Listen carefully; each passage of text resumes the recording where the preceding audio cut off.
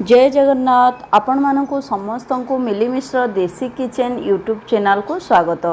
आज आम चिकेन को भी टक्कर देला भलिया आलू और छतीर तरकारी रांधिबा पूरा डिफरेंट वे रे छोट छोट टिप्स रही आपण मैंने निश्चित भाव में वीडियो सहित शेष जाए देखिए। आउ मु बनाउथिबा प्रोसेस रे गोटे थर छतु तरकारी बनेकी देखंतु समस्ते आमिष खाइबा भूली जिवे। तो देखंतु मु नेछि 500 ग्राम यानी कि हाफ किलोर छती को ए भलिया भाव में मु बाछिकी रखी देछि। एबे परिष्कार पानी रे आमे भलो भाव में धोई नबा। देखंतु पानी रे अधा लोक हलदी दियंती, आपण माने जदि चाहिबे टिके ऐड करि परिबे। मु सादा प्लेन पानी रे ही छतु को धोई दउछि। तो देखंतु छतु को धोई के चिपुड़ी की रखी दबा। एबे हमरो मेन इंग्रेडिएंट्स रही मसला प्रस्तुत करवा। मसला रही दालचीनी, इलायच, अनाइसी, तो जीरा, धनिया या को कौन करवा आमे हल्का टिके भाजी दबा। हल्का टिके जदि भाजी देबे आपण को मसला बहुत ही बढ़िया आसी थाए। आउ हमरो भेज जिनस भी नॉन भेज भलिया स्वाद दे थाए। तो या को जमारो भी भूलिबेनी, बिना तेल रे टिके भाजी नेबे। एबे आमे टिके तेल दबा। तेल रे आमे पियाज रखीचे। 2टा पियाज को मु 8 खंड करके काटी देइथिली। पियाज को मध्य आमे हल्का टिके भाजी नबा। भाजी दबा द्वारा कौन होबो हमरो टेस्ट भलो आसीबो। ता सहित रसुण रो चोपा छड़े कि मु रखीची ताको मध्य एमती हल्का फ्राए करनबा, जहा द्वारा कि खाइबा पय बहुत स्वादिष्ट लागिबो। तो देखंतु हमरो पियाज भाजी गला, रसुण भाजी गला। एबे आमे टमाटो को भाजीबा।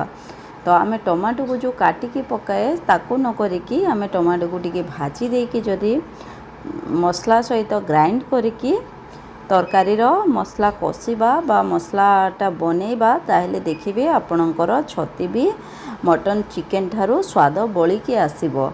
आउ एटा मु नीचे रोषे करछि। 2 दिन हला घरे सेम प्रोसीजर रे करछि। आउ समस्ते केवल छतु तरकारी रे ही भात खाउचंती।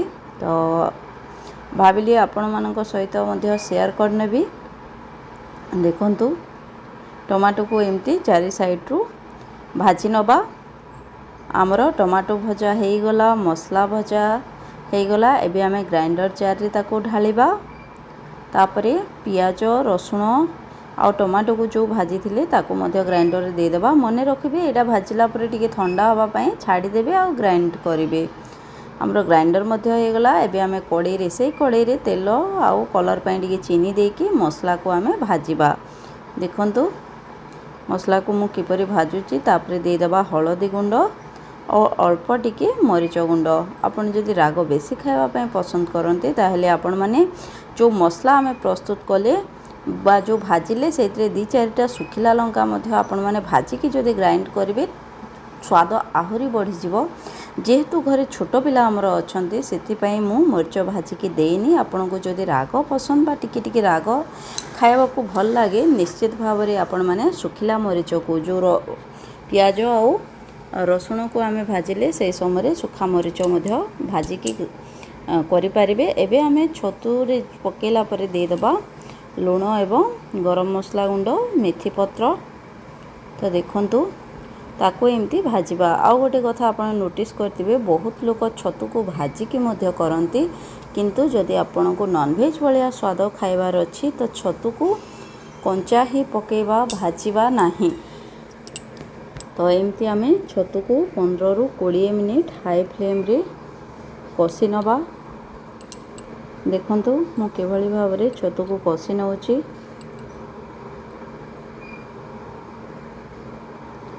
बहुत स्वादिष्ट बनी थिला तरकारी। तापरे आमे आलू रो प्रिपरेशन पूर्वरु मु करछि। गोटा आलू को एमती खंड खंड करके सिझे देछि। आ देखंतु सिझेला परे एबे चोपा छड़े नेछि। तो आमे कौन करवा या को निजर पसंद हिसाब रो शेप देके काटी नबा। एबे देखंतु हमरो छतु भजा तेल तक सब ऊपर भासुची एवं छतु किपरि सुंदर देखा अछि आपण माने ताहा देखि कि ही जानि पारथुबे। तो ताको पुणी एमती आमे आउ टिके घांटी नबा। देखंतु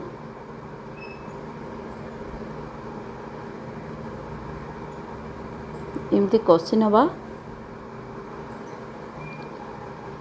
आलू मु एथिपाई ऐड करछि काहेकि ना आलू पकेले तार स्वाद भल आसते आ कौन हुए ना जेहेतु आमर बड़ परिवार आ छतु हाफ किलो मध्य आसीथिला सेथिपाई मु आलू ऐड करछि। आपण माने एमती रे भी छतु मसला करिकि खाई पारिबे। ता सहित मोर पूर्व वीडियो छतु मसला केवल छतु मु मध्य गतकाली बनैथिली बिना आलू रे तार मध्य फुल वीडियो मु अपडेट देइछि बा चैनल रे मोर अपलोड अछि आपण माने जाईकि देखि पारिबे। तो आलू पकेला परे आमे आवश्यक अनुसार पानी दे दबा आ मने रखिबे जेमती हमर भल भाबरे तरकारीटा फुटिबो नहेले स्वाद आसीबनी। मने रखिबे तरकारीटा प्राय लो फ्लेम रे माने मीडियम लो फ्लेम रे अध घंटा खंडे फुटिबो। आपण माने से हिसाब रे पानी देबे।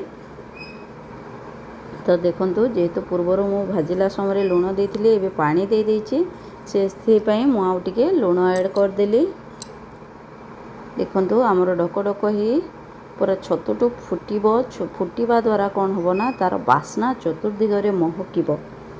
आ हमर फुटी फुटी जेतेले पानी जेतिके अंटेबा कथा आपण माने अंटेले जे स्वादटा बाहरिबो। पुणी देखाबा नेक्स्ट वीडियो रे। जय जगन्नाथ।